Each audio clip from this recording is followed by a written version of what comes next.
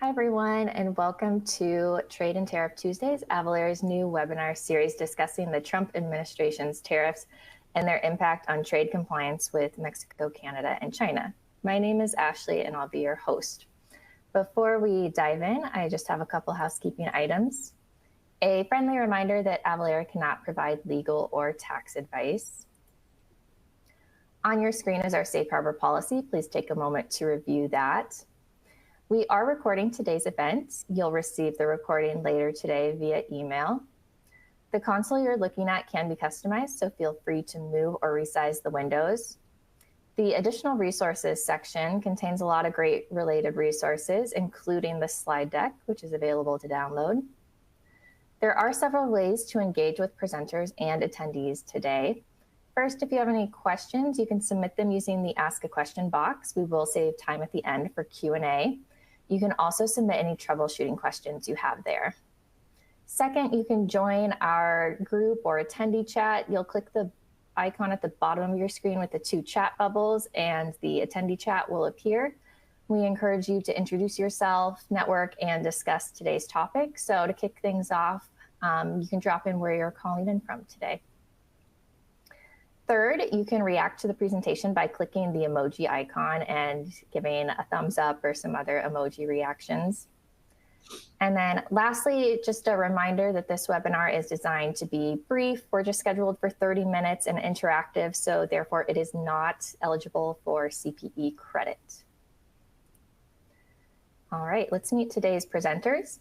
Today we are joined by Craig Reed, General Manager of Cross-Border at Avalara, and Patrick Frith, Senior Director of Growth and Cross-Border at Avalara. Craig and Patrick, I will hand it over to you. Thank you very much, Ashley. Hello, my name is Patrick Frith. Today's agenda, we've got half an hour. We're going to get as much in as we can. We're going to start off with the latest news in trade compliance. Big issue, obviously. It's been a big month here in the US, which is having ripple effects around the world. We're going to talk about the implications to your business, and then we'll move on to how you can take action with Avalara. We pride ourselves on trade compliance, so we'll go through that. And then we'll leave some time at the end for Q&A. As Ashley mentioned, please feel free to drop questions into the Q&A. We'll do our best to sort through them and answer as many as we can as we go through. That's the agenda. I'm going to pass it back to Ashley, who's going to do a kickoff poll. Yes, so you should see the first poll question up on your screen. What is the current de minimis threshold for products coming into the US from China? And just as a reminder, this webinar is not eligible for CPE credit. This is just to be interactive with the audience. So we'll give you some time to answer that. Whilst the audience is doing that and selecting their answers, Craig, do you remember the last time there was a change in de minimis here in the US? Yeah, I think it was 2016. Well, it actually was carried out in 2015, but went into effect in 2016. And actually, de minimis is interesting because it was back in, I think it was 1938 when Congress originally passed the de minimis law, which effectively was for, obviously, very much pre-e-commerce, was for foreign travelers just bringing back goods that were de minimis or of little value, really. So that was raised from 200 to the answer, which I will not reveal yet at that point. But yeah, there's been a lot of discussion around de minimis, so it's a very hot topic, that's for sure. That's right. Okay, and here are the results. Yeah, so there you go. 68% are current with the news. It's $800 from China. And we're going to talk about it in a moment, though. There was a brief moment during February this month where it was zero. So the 14% who selected zero were correct at that point. But yeah, it's 800 at the moment, and it's correct. It was 2016 during the Obama administration where they raised it from 200 to the 800 that we enjoy today. And yeah, let's talk more about de minimis as we go through.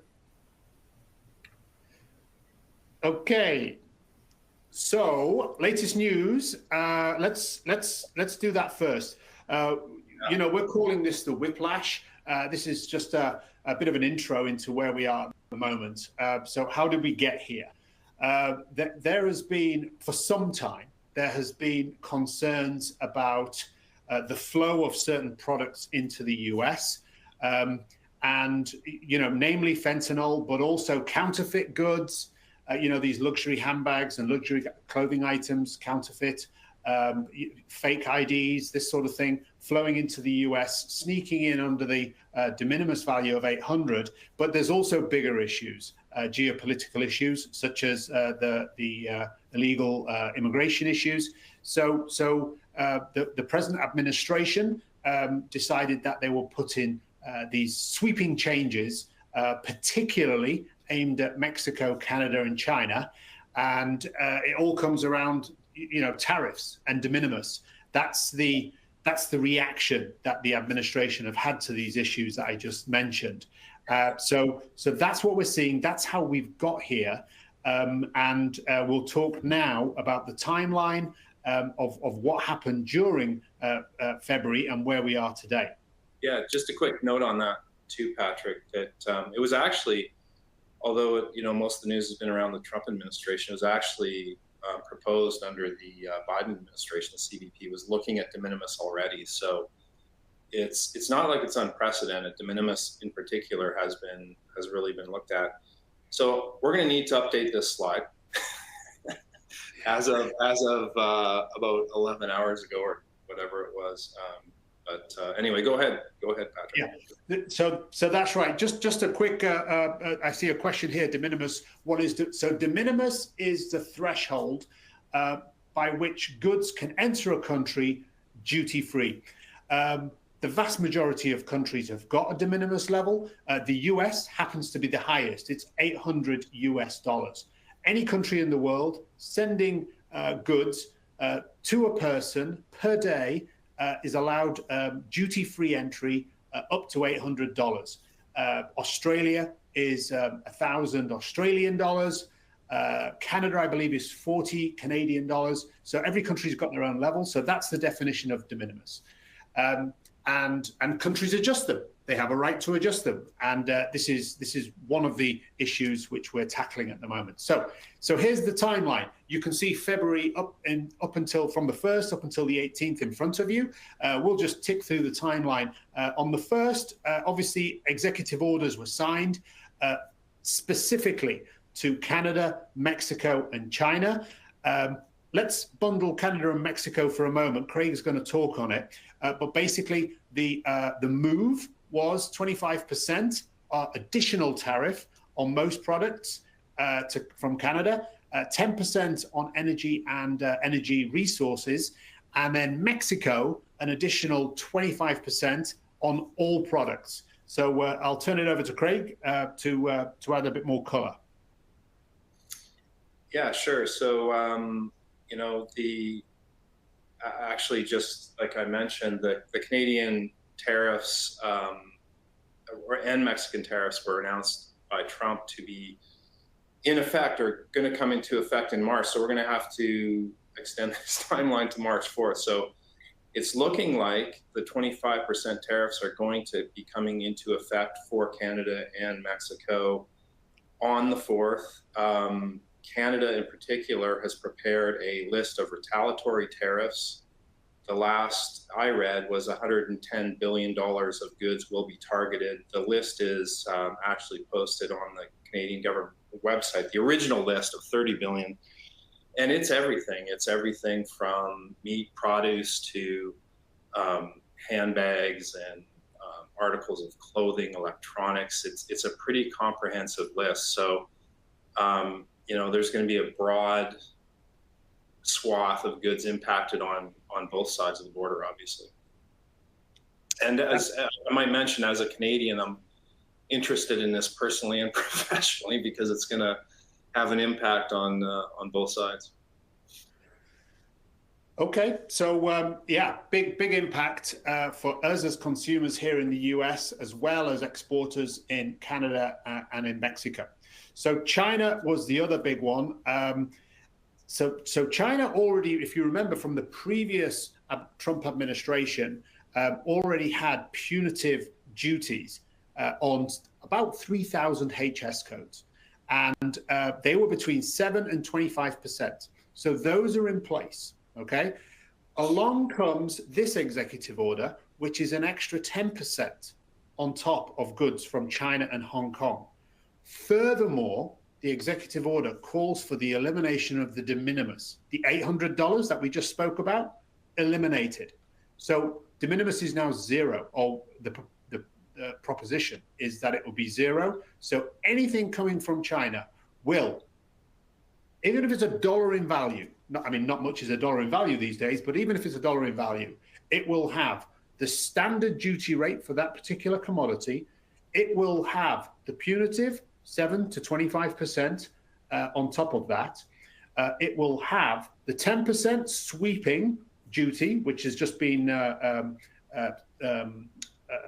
proposed on the 1st of February, on top of that. And these are all stackable. So a $30 sweatshirt from China will have the punitive, the 10% on top of the tariff which is applied to that particular HS code for that particular product. And so you can see it's going to increase by 30, 40, 50% in value, even at the value, anything above zero. So for anything coming in from China or Hong Kong. So that was what was proposed. Then we sort of tick along a few days, and we're here now at the 3rd of February, and it was put in place. Okay, the changes were put in place, and it was a chaotic 48 hours, I would say, for entry points around the US as products were coming in from China, and they were having to calculate duties. There's no more Type 86 clearance. There's none of this Section 321 duty-free clearance anymore for China. They have to go formal or informal clearance. Total chaos, but companies were doing it. Okay, DHL Express, notably, we saw that on various different feeds. They were calculating the duties from midnight that day. But it all proved to be a little bit too complicated for everybody to do and be compliant. So that duty, that zero duty de minimis, was suspended. And that happened right at the end of the week, if you remember, on the 7th. So it was suspended to be implemented in the future.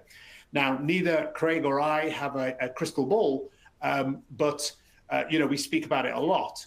And I would have thought during the month of March, we can expect to see that coming back in place. Okay, so brokers, forwarders, clearance agents, they've all been given time to figure out how they can calculate these duties from China, and then put in place the correct mechanism to calculate and collect, and then obviously remit to CBP.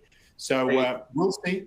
Hey, Patrick, just to chime in, I'm seeing a lot of questions about, and maybe some confusion about country of origin versus country of point of origin. So just so everyone, to clarify for everyone, country of origin means, broadly, where the value, the bulk of the value of the good was created. So if it's shipped from China, but actually it was, the bulk of the value of the good was created in, say, Germany, it's still a German country of origin. So don't think of it as where it was shipped from. Think of it as where, was, if you had a bunch of widgets and you put them together to make a product, and more than 50, let's say, call it 50% of the value was created in putting together that product from a retail standpoint, that would be the country of origin. So it's really where the country of origin marking comes from, regardless of where it's shipped from. And that's really important to remember.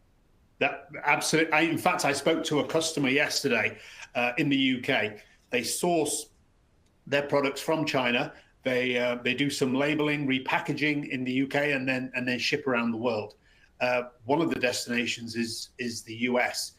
Their question was, will I be subject to this executive order? And the answer is yes, because the origin of those garments was China. Yes, it moved over to the UK, sat in a warehouse for a period of time, and then was re-exported, but its origin was China. So yes, it will, regardless that it came from the UK, it would be affected. Yeah, and another really interesting question. We're just kind of, we've got a question and answer at the end, but I think it's interesting as some of these things pop up. One of the questions is, are the brokers ready? One of the reasons for the pause was that the Department of Commerce was being given a reprieve to figure out the processes and procedures they're going to be putting in place to actually collect these duties and taxes. So the answer is the industry was not prepared when they were originally announced, and they're being given time now to actually figure out how this is going to work. So, and that's why we call it whiplash, because it's been pretty chaotic. And, we talked to a lot of brokers who are kind of scrambling to figure all of this out. So lots of uncertainty in the market is, I guess, a broad way of saying it. Sure. So that's the China, Mexico, Canada story. Okay. Like Craig said, we'll wait until March the 4th, which is this time next week, to see whether these changes for Canada and Mexico get implemented. Now, what about the rest of the world? We've heard a lot about reciprocal tariffs. So take your eyes over to the 13th and 18th of February. That's what this is. So reciprocal tariffs are, this relates to every country in the world. So if Japan, and this is hypothetical, if Japan is charging 25% for leather goods from the US into Japan, tariffs, and currently the US is charging 12% duty for the same goods going the other way from Japan to the US. Reciprocal means that the US will bump up the duty from 12 to 25, in this example, from 12 to 25% to match the duty that's been imposed by the other country. So this is, and this is proposed to go in from April the 1st. So we are, how far are we away from April the 1st? We are 5 weeks away from April the 1st. That will be hundreds, thousands of duty changes as this reciprocation gets put in place for all goods. So the matching exercise is going to be extraordinary. It really is. So it's something that we are bracing for, okay? We're in an advantage at Avalara because we know the duty rates of every country around the world for every single commodity. So, so we're bracing for this. This will be a big, big change. Moving on to the next slide. This is just a quick summary of where we are. So China, we've spoken thoroughly about that. And we are waiting now to see when the temporary, when the de minimis to zero is going to be reinstated. That's the next big date for us. Canada, Mexico, March the 4th. So this time next week, let's see what happens there. And then I mentioned just now others and upcoming. This is the reciprocal duties, which is a lot more complex, expected to take place from the beginning of April. Yeah, and just another quick note as well, actually, why don't we introduce the poll question, and I'll just kind of throw something out there while we're talking about it. While we're okay. So Ashley? Yeah, the poll question should be on your screen. It should be popping up. And the question is, are you planning to adjust your supply chain due to impending global trade changes? And it's select all that apply. So let us know and we'll look at the results in a second.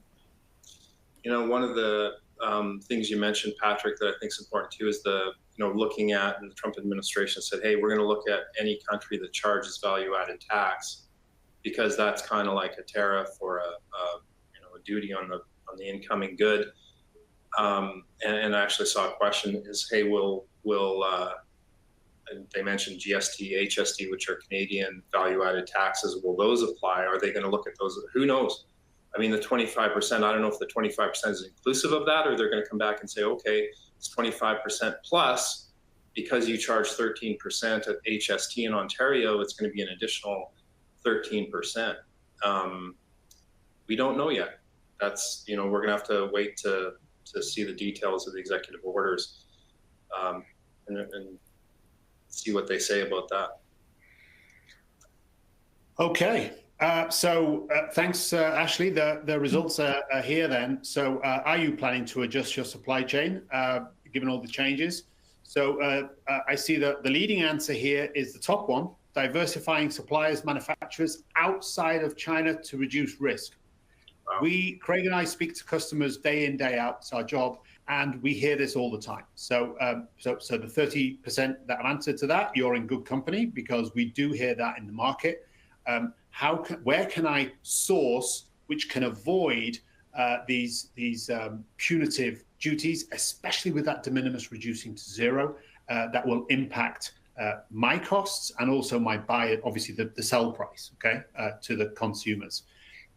Next one up is rethinking the distribution strategies, fulfillment centers, direct to consumer, carriers, shipping routes. So I can see whiteboards around the world are going to be up, and they're going to be, mapping out distribution centers, consumers, how we're going to move it from here to there, how we're going to be compliant, how we're going to do this so it's more favorable to our supply chain and to our consumers. These are burning questions. And an important thing that drives that is that from a direct-to-consumer standpoint, obviously the duty is charged on the value of the good as it was sold, so the retail value of the good. On the import side, so let's say you sell a widget to somebody at a retail level. If you import that widget, it's actually on the value that it was manufactured. So a lot of companies are going to be looking at, hey, do we bring products into the United States for then distribution broadly, even if they're from China, because you're going to get charged on the import on the B2B side a lower duty rate. So, or not a lower duty rate, but a lower duty amount. So it's all about supply chain optimization and looking at how you can do some tariff engineering, I guess I would say. Absolutely. Absolutely right. Okay, implications to business. So fast changing, you could get yourself in a real muddle if you try and keep up with all the changes that are going on, especially at HS classification level, which is how this is all going to be determined. The big pain points, I suppose, which could result from these changes and out-of-date trade compliance information, is shipments get held up in customs. Well, we saw that on the 4th of February and the 5th of February. The gateways across the US were just bunged up with shipments from China, which would not be released until duty had to be calculated. So we had 48 hours of that, of shipments on hold whilst calculations were done, payments were made to CBP. So absolutely yes. Number one, already seen it for 48 hours.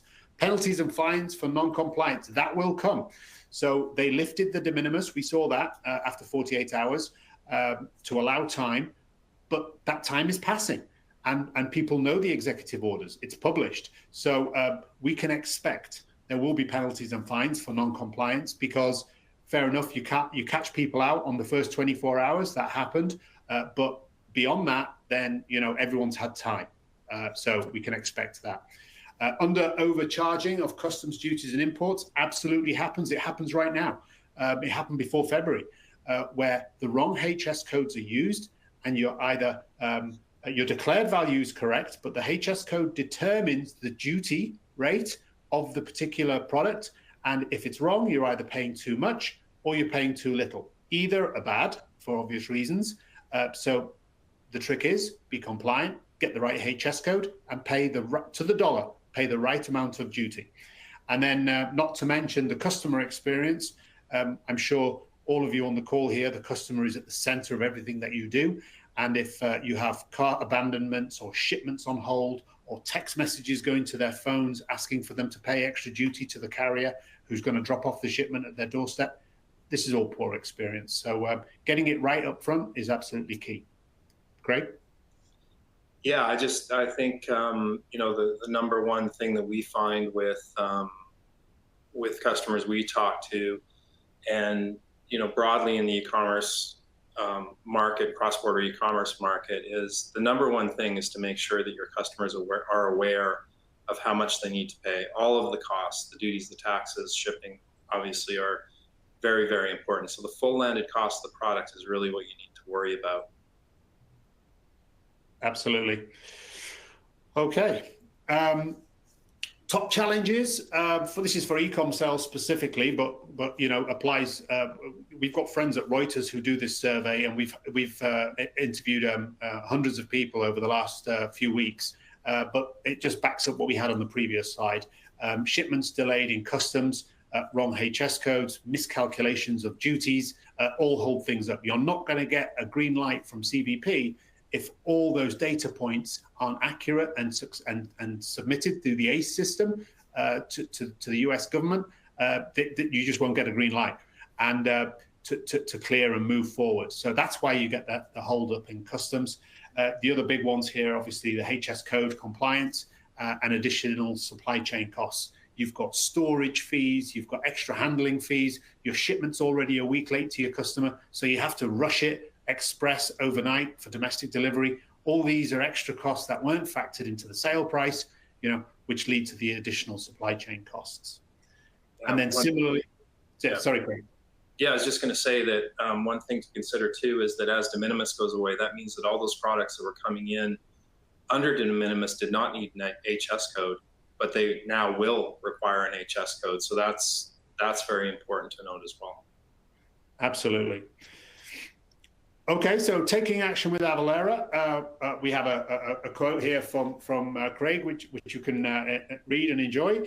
But basically, there is a lot of change going on, especially this reciprocal, which is going to come into effect in April. We're very proud of it. We have a team of 250 content engineers whose job it is to make sure that at 1 minute past midnight on the day that has been identified in the executive order, our systems change and the new duty rates or de minimis levels also change. So when you're processing your transactions, you can rest assured that we've picked up the changes and they're already implemented. In fact, on the 4th of February, when the de minimis was reduced down to 0 for China and there was an additional 10% was added, our systems were in place 1 minute past midnight to make sure that any transactions reflected that. So it's something that keeps us up at night, and so it should. It's our business. So we stay up at night so you don't have to make sure that all those changes are reflected in our system. Yeah. Okay, and just a couple of areas that we can help with. The cross-border, the HS classification, and of course restrictions. That's also important. Despite what's going on, things are going to get restricted and prohibited. So these are areas in which we can cover. Yeah, and I'll just mention as well. And while you're answering that, why don't we flip to the poll question? Okay. Yeah. So Ashley, just yep. Yeah, I'll just mention. There's been a lot of really detailed questions about how does this apply to my products.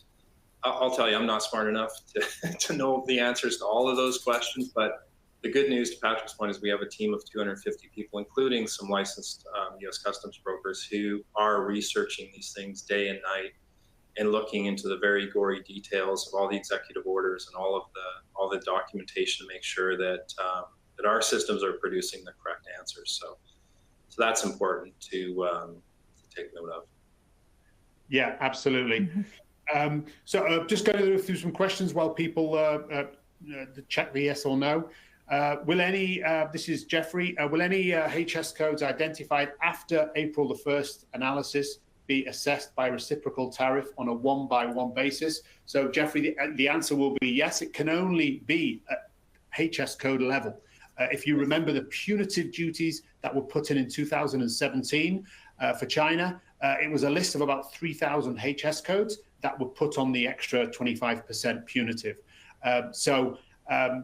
There's something like 20,000 HS codes here in the US, of which 3,000 were listed for punitive. We expect a similar activity to take place for April the 1st, where they will publish a list of HS codes which will be impacted by that reciprocal tariff. So you have to know it. It's no good knowing, footwear, for instance. You can't just say footwear is going to be impacted, because there's 25 different HS codes for footwear: leather, non-leather, above ankle, below ankle, children, adult, many different HS codes, and they'll all be impacted one way or another, in many cases differently.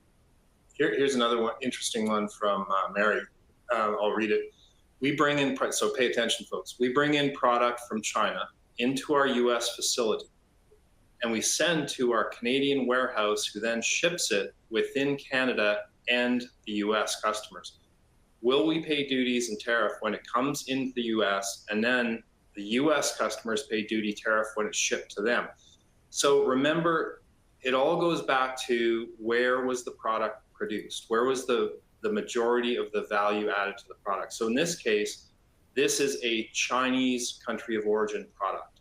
So the shipment from China into the US is going to be subject to the China tariffs, right? And then when you send to the Canadian warehouse, Canada is going to look at it as well as a country of origin China product. So that is how that will be treated from a Canadian standpoint. And then when it comes back from Canada into the US, it is conversely going to be treated as a country of origin China product. So that is how the value, or how each country is going to look at it. It was made in China. So that's where it's going to attract its duty and tax. Another one here from Derek. We have product that was shipped. It's on the water prior to the executive order. So I'm assuming, Derek, prior to the 1st of February. It's arriving later on this week. Will additional tariffs be applied? So it was only for products that were shipped before the executive order. They will avoid it because it was dispatched prior to the 1st of February. However, it will probably default to additional tariffs being paid, and you will need to provide evidence that it was shipped before and that could be the boat's departure documents, or it was, you said water, so it's got to be, so it's going to be the boat's departure documentation when it left the port. That document is critical for you to avoid it for that particular shipment. Obviously, anything that was shipped after the 1st, midnight 01, after the 1st of February, is going to be subject to the new tariffs. Yeah, and why don't we do one last one here? And apologize, folks, there's so many great questions.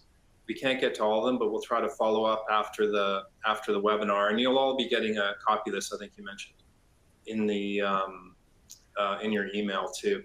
So here's one that I think is interesting. How does the enforcement of tariff executive orders, or EOs, relate to the terms of the USMCA? Well, they don't.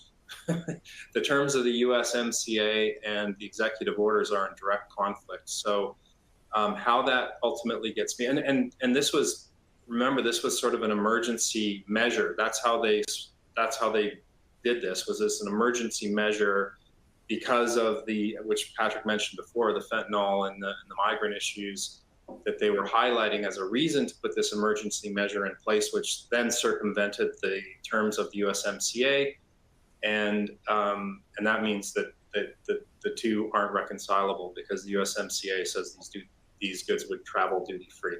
So again, tons of interesting questions. I'm going to pass it back to Ashley to check us out, but appreciate everyone listening in. We're going to do this weekly. We'll try. We're going to stay on top of all these changes, and we're also going to, I don't know how many repeat visitors we have. We'll try to keep the content fresh, and well, that shouldn't be hard with all the changes happening.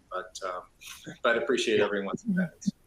I think what we'll do is for the next ones, you know, if there's no fresh content, we'll sort of summarize where we are today and then leave more time for Q&A. That's what we're learning here. So because there is a lot of, like Craig said, a lot of great questions. Resources, they're available. You're going to get, as soon as this is finished, you're going to get an email which is going to have all these links, various different blogs. We keep those updated every day as things change. You know, please use those resources. And we're here next week. We'll be broadcasting live from Toronto next week, and we'll see, because it's a big day. Yeah, so it's very broadcasting from Toronto when the tariffs go into effect for Canada. Yeah, so we want to be in the, you know, Avalara always want to be in the heart of the action. So we're going to be in Toronto on the 4th, next Tuesday. Ashley? Great. Thank you so much, Patrick and Craig. Just to quickly close out, like we mentioned, you will receive a post-event email later today with a link back to this console where you can access the recording, the slide deck, and those additional resources. We hope you can join us again next week for the next edition of Trade and Tariff Talk Tuesday. The post-event email will have instructions on how to register for that if you're not already registered for next week. So thank you for attending, and that concludes today's webinar.